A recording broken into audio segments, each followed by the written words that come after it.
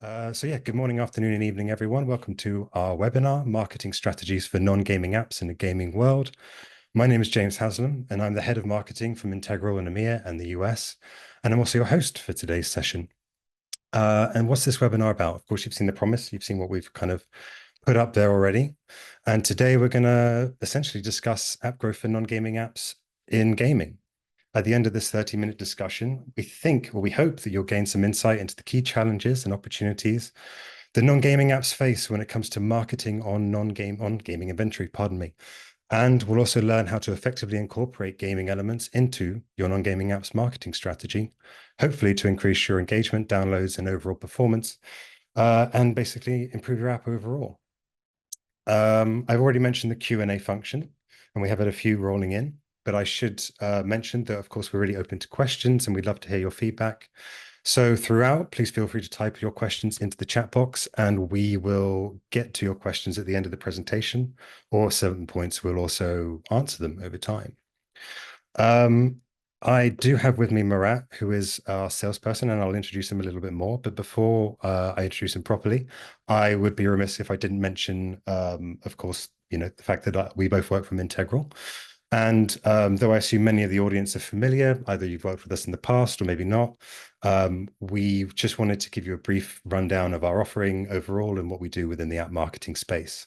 So to give you the tagline, Integral is the leading programmatic advertising platform dedicated to helping mobile apps grow globally. With access to premium traffic, industry-leading machine learning, and interactive creatives, Integral's app growth retargeting monetization solutions enable marketers like yourselves to scale audiences and revenue with relative simplicity and ease. As you'll see probably in marketing announcements in the next week or two, we are one of the world's leading marketing solutions. We most recently kind of topped AppsFlyer's index, which I know is very popular among app marketers to find out who their networks are. So I would suggest checking that out.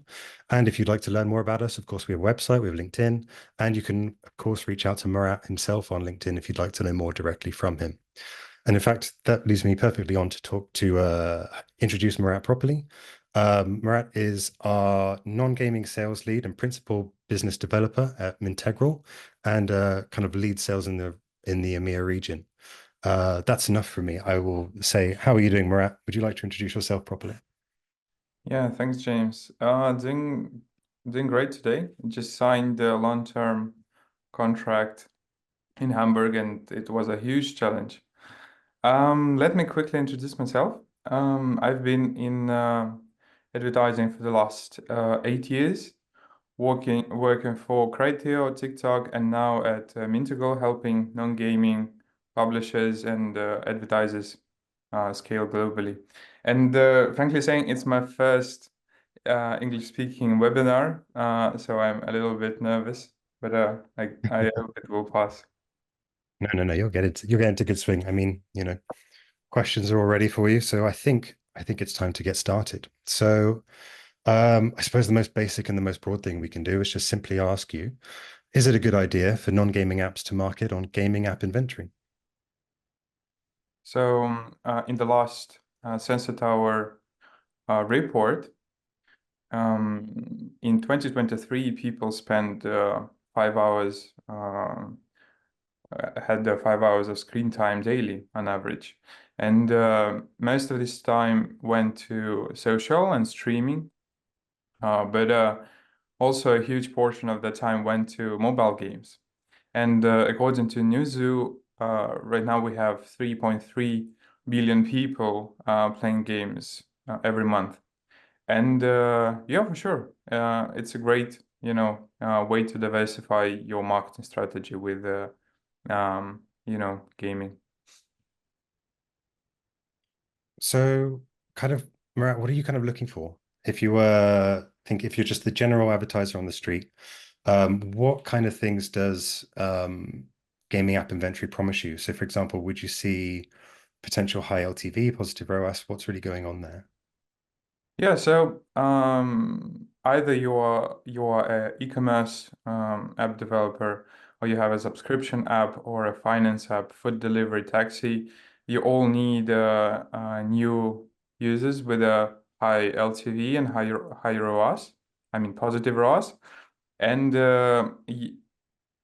at the same time, you have limited resources, and you want to optimize your resources as you can. So there are several great ad platforms to show ads and games out there, including Integral, and you just need a huge audience, which is there, and you would need a great algorithm to find you paying users. And yeah. Right. So, I mean, what I hear from all of this is, of course, there's a massive audience that spends a lot of time on gaming apps, of course. And some of these users, I mean, in the gaming sense, you would always say they're whales. There's these big spenders, there's people who love to spend just, I mean, playing video games. And I guess you could make the assumption that the same users may actually also be wanting to spend in other places. E-commerce would be a classic example, but finance, utility apps, there's always opportunities, I would say. Or at least I would guess from what you're saying. Um, so, I mean, with all that in mind, say I'm an advertiser, or say I'm an app marketer from a finance app, and I have very specific, I don't want to be shown on any inventory that will jeopardize my brand, for example, which is I think is quite common. Um, what would you say to that person who doesn't really want to jump into gaming, who doesn't really want to see their ads in a gaming app? Mhm. That's a great question. So let's say you already have $100K or $1 million invested in UA. So you spend them on Google, Meta, maybe TikTok, Apple Search Ads, and you would love to spend more. But if you invest additional, let's say 100K to these platforms, the customer acquisition cost will grow, because the audience is limited there, and you would need a higher eCPM to win the auction there on Meta, Google. But at the same time, you can jump to gaming inventory through different ad platforms that offer in-gaming traffic, and with the same 100K, you would get a lower customer acquisition cost. Yeah. Okay. So So really, it's all about budget and just trying to scale and spend. And ultimately, there are a lot of people playing games, and that's how you can reach them. yeah. So I think you've sold me. All right. So, okay. Well, we've just started our journey. We've just been switched over to, okay, let's think about gaming apps in a more positive light. So how can non-gaming apps get to grips with gaming advertising? How can they appeal to users in games? Is it something creative led, I would suppose? I mean, creative formats is kind of the core. So could you speak to Mhm. that? Yeah, that's a great question. So, usually 80-90% of your budget goes to two formats, which are video formats, rewarded video ads and interstitial video ads. So let me explain a little bit how these formats work. So you imagine you play a simple game, and then you die in the game, and the game offers you to watch a short 30 seconds video ad. That would be called the rewarded video ads. And another life in the game would be a reward. So you have 30 seconds full screen uh, to show your ad. And the second video format would be interstitial video ad, which can be between different game levels, and it will be skippable after several seconds, 3-5 seconds. Mhm. So you can use your video creatives from Meta or UGC video creatives from TikTok or Google. And also playables work really well. I mean, interactive video format where you can create an HTML file for a user to interact with. So let's say you have I don't know, English learning app, and you have a choice in the app, and you can use these gaming elements in your ad. So a user will would interact with it, and the conversion rate will be higher there. Right. So really it's almost contextual. Like you're making something that isn't, you're already interacting with the game. So why should you Mhm. stop interacting with the ad? and that way you'll get a higher conversion because you're playing to that strength within that app, I suppose. But basically, usual video ads would be fine Hmm. as well. Okay, cool. I think we should move right along. So I think one of the main issues with, for example, I mean, typically a banner ad, an interstitial, as they call them, all of those static or even Giphy style ads, they're relatively simple to produce, right? So a video is obviously more cost and a playable, perhaps even more cost on top of that. So, I think when we were discussing this idea, you were saying um, advertisers should take their best performing ads in as many channels as possible. And then they can upload those into well, they can change them, they can turn them into, I guess, playable ad creatives. So what happens if an advertiser doesn't really have a creative ready? What happens if they don't really have a concept? They've come to this idea, they want to do gaming, but they don't have the assets to run an ad. So what should they do in that case? Hmm.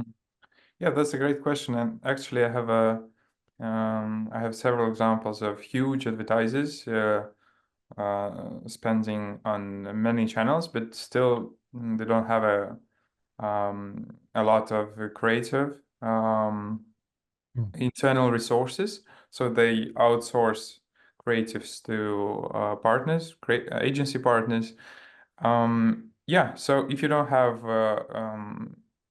creatives for gaming ad platforms yet, you can use, let's say, we have a platform called PlayTurbo, where you can use different templates and produce interactive ads at low cost. So yeah, you can use it, for example. Okay. So just, I mean, we may as well keep on that a little bit more. Do we know of any examples of successful customers that we have who have used Play Turbo to kind of maximize their success? Yeah, so actually, there was a recent case study with English learning app, which is called Buddy AI. Um, and Mintergle is the second biggest channel at the moment, and the 35% of their iOS installs, paid installs, come from Mintergle, and they use Mm. Play Turbo, which is a platform to create interactive ads. They Mm. produce interactive ads for several gaming ad platforms, including Mintergle, and they're quite successful in it. Okay, yeah, good to know. I'm sure a few people in the audience knew what I was trying to do, but I'm just it's generally interesting how these days that I think traditionally larger companies would always have an agency somewhere, even internally. A lot of ad networks do, of course, but increasingly in the automation age, more companies are being able to essentially automate all this out, and have companies help cover it without the additional cost. I know that can be quite prohibitive at times. Poor segue, but I would like to talk about kind of more challenges in general. Of course, you are our non-gaming expert, so I do wonder what kind of challenges would non-gaming apps face in this gaming-centric market that we think we would, define at the moment. Yeah, so I would say a huge challenge is to find users who would be willing to pay, because you have 3.3 billion people playing games, but many of them didn't have, they are not used to pay for apps, subscriptions, etc. So it's a challenge to find high value users out of Mm. these 3 billion people. So here, CP optimization towards the target event would help. Yep. And let's say your target event is subscription, and you need Mhm. the target cost of $15 or $30 in the US, or in Brazil, or in Turkey, or in Asia. And Mhm. you would just need to have enough overall events, let's say more than 100 to 100 events per week. After that, you can feed this data to the ad platform and then optimize towards the target event. So you will target only high value users out of these 3 billion people. Mhm. Very Yeah, so interesting. that's the first challenge. Then Another challenge is to test properly, because if you just I don't know, invest $500 and then make your conclusions that the channel didn't work, it can be a wrong way to test a channel, because you would need so the proper way is to have enough budget to gain at least 20 target events per day Mhm. from Integral or any other ad platform for 3 or 4 weeks. So the algorithm would have enough time to optimize and to train to find the right users. So if you are considering the target budget, it should be enough to have 20 events per geo per operating system. So if you have a subscription app targeting the US, and your target event is subscription, and your target cost is $30, then you would need $30 multiplied by 20. So it would be 600 per day, and Mhm. at least 15,000 for the first month. And Right. it doesn't mean that you will not see any results in the first 5 or 10K, but you will see better results during the month. Right on. Yeah. Yeah. And I believe you also had an idea about creatives themselves as well. Sure. So you would need to have like 6 or 10 video creatives to upload to one offer, to one Mm. ad set. Mhm. So the algorithm will give a little bit of give each creative some impressions, and then gain first results, which creatives get installs and then purchases subscriptions. So then the algorithm would allocate the biggest part of the budget to the right creatives. Yeah. Right on. Very, very good tips. Thank you very much. And I think we've already touched on, I think, what I'll be asking next, which is really about budgets. I mean, placing ads is one thing, but spending can be quite another. How should advertisers think about their campaign spend when it comes to spending on these gaming-centric channels? So basically, I would say so there could be two strategies. If you have your target, if you have a limited audience that will convert, let's say you have a subscription app with a niche audience, a fitness app, then it will be a challenge to find users who would subscribe. So then you need a CPE campaign, which is cost per event optimization. And then you would need the budget enough to gain 20 events per day for 3 or 4 weeks. But if you have, let's say, a food delivery app in Europe, then you can run a CPI campaign, because the average you can start with a CPI campaign and then switch to a CPA campaign, because when you get installs of a food delivery app, a user would have only one choice, just to order some food. Therefore, the average conversion rate will be higher, and you wouldn't need to pick your users, your niche users with a CPE first. Mm. Yeah, and then the budget can be a little bit smaller, just to get 100 to 100 installs per day. Right.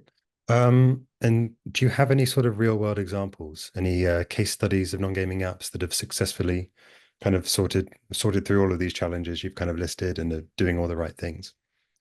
Yeah, that's a great question. So the recent case study that I already mentioned is Buddy AI, Mm. and Mintergal is the second biggest channel on overall, and the first biggest channel on iOS.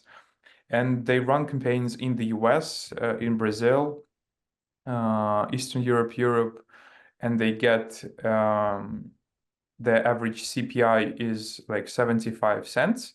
They use playable ads to get higher conversion rate, and yeah, so they scaled like 4 times. They scaled their budget 4 times in the last 2-3 quarters. Another great example is a leading Turkish app developer.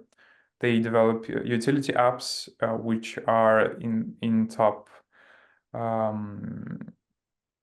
app store rank, and they now also utilize interactive ads, and they are now running CPE campaign on Mintigral, and they scaled several times in the last month, and yeah, it's for them it was a great additional channel to Meta and Apple Search Ads. Also, there are several great examples of food delivery apps in Eastern Europe who are spending like more than 100K per month to attract high-value users, and they have the target of first-time food orders, so first-time buyers. And yeah, they attract new high-value users month over month. Cool. No, thanks, Murat. I've seen a question come in from Shamil, and I should have defined this earlier or asked you, because we've used the acronyms quite a lot, but we didn't share what they mean. So could you just quickly cover what a CPI campaign is and what a CPA and a CPE campaigns are, if possible? Sure, sorry. So CPI cost per install, CPA cost per action. It could be any action, subscription, first purchase, etc. First time deposit. And CPE, it's the same as CPA, which is cost per event. Right. So event or target action. Yeah. So essentially what marketers are trying to do there is, correct me if I'm wrong, target the cost, the amount of money that it costs to get an install or to have an event occur. So they're just people are trying to lower their costs essentially with those types of campaigns. Yeah, sure. Okay, cool. I'm glad my app knowledge is still up to scratch. All right. So I know we do have one more question for you, one we were looking forward to. Are there any trends? So, of course, you talked to a lot of non-gaming app publishers about their developments. Are there any trends you notice that are taking shape in the near future? So I would say a huge trend in Q4, especially, is that the auction is getting more expensive. E-commerce brands and retailers, they invest more, and therefore the auction is going up. So you would need first you would need a better understanding of your financial modeling. So what should be your target customer acquisition cost? What should be your target CPA for a specific campaign? And you should be flexible with it because during October, November, December, the auction is changing. Yeah, so that's the first fast approaching thing. The second one is how non-gaming apps diversify, especially subscription apps that rely only on app purchases.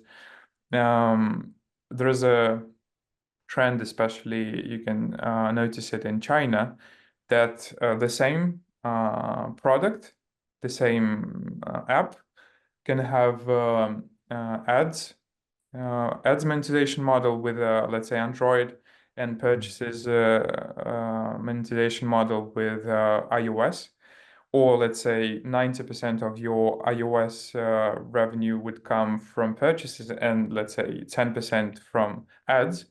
And you can launch the same product on Android and get 80% of your revenue from ads and 20% of your revenue from purchases. That's yeah, I notice that some apps are exploring a hybrid monetization model. Yeah, no, that's definitely coming up more and more, isn't it? And in fact, that's one of our questions, Marat. I don't know. I was going to do a quick recap, and we can obviously roll over the time a little bit. I don't believe there might be some issues. People might drop off. Of course, if you feel free to, then if you'd like to, then feel free. But we'll carry on with some questions because we have quite a few of them. And the first one is actually, how can I set up an IAA versus and IAP campaign? I don't know if you can share any insight on that. Yeah, sure. Great question. So at this moment, we have our ROAS optimization available on the Mintergo platform, and you just need to post back all your ad revenue from MMP, and then launch IAA ROAS campaign on Mintergo.